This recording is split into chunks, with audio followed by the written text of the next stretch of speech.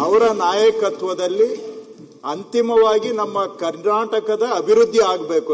ರಾಜ್ಯಕ್ಕೆ ಅವರಿಂದ ಮತ್ತಷ್ಟು ಒಳ್ಳೇದಾಗ್ಲಿ. ಯಾಕಂದ್ರೆ ರೆಸೊಲ್ಯೂಷನ್ ಮೂವ್ ಮಾಡಕ್ ಮೊದಲು ಎಲ್ಲ ನಮ್ಮನ್ನೆಲ್ಲ ಪರಿಚಯ ಮಾಡಿಕೊಟ್ರು. ಅವರು ಮುಖ್ಯಮಂತ್ರಿಗಳಾಗಿ ಇವತ್ತು ಜವಾಬ್ದಾರಿ ವಹಿಸ್ಕೊಂಡ್ಮೇಲೆ ನಿನ್ನೆ ಸಂತಾಪ ಇತ್ತು, ಸಂದರ್ಭ ಅಲ್ಲ.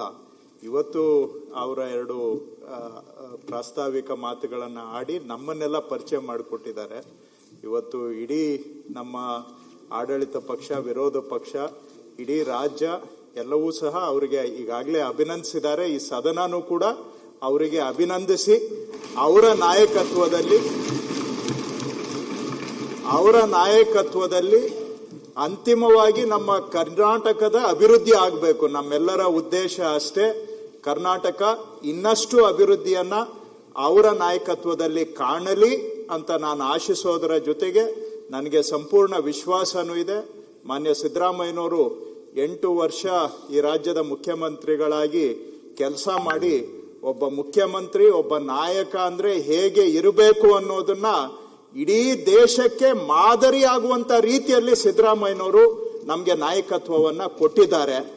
ಅವರ ಹೆಸರು ಯಾಕಂದ್ರೆ ಇಷ್ಟು ಕರ್ನಾಟಕದ ಇತಿಹಾಸದಲ್ಲೇ ಅತ್ಯಂತ ಸುದೀರ್ಘ ಅವಧಿಗೆ ಮುಖ್ಯಮಂತ್ರಿಯಾಗಿ ರಾಜ್ಯದ ಸೇವೆ ಮಾಡಿದಂಥವರಲ್ಲಿ ಸಿದ್ದರಾಮಯ್ಯನವರು ನಂಬರ್ 1. ಅವರು ಎಂದೆಂದಿಗೂ ಅವರ ಹೆಸರು ಉಳಿಯುತ್ತೆ.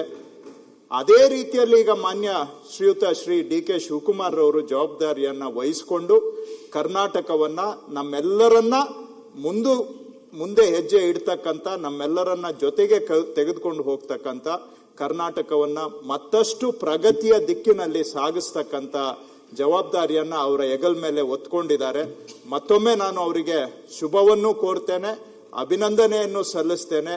ರಾಜ್ಯಕ್ಕೆ ಅವರಿಂದ ಮತ್ತಷ್ಟು ಒಳ್ಳೇದಾಗ್ಲಿ. ಇಡೀ ಸದನ ಅವರಿಗೆ ಈ ಕೆಲಸದಲ್ಲಿ ನಾವೆಲ್ಲರೂ ಸಹಕಾರ ಕೊಡೋಣ ಅಂತ ಸದನವನ್ನ ಕೋರ್ತೇನೆ. ಅಧ್ಯಕ್ಷರೇ.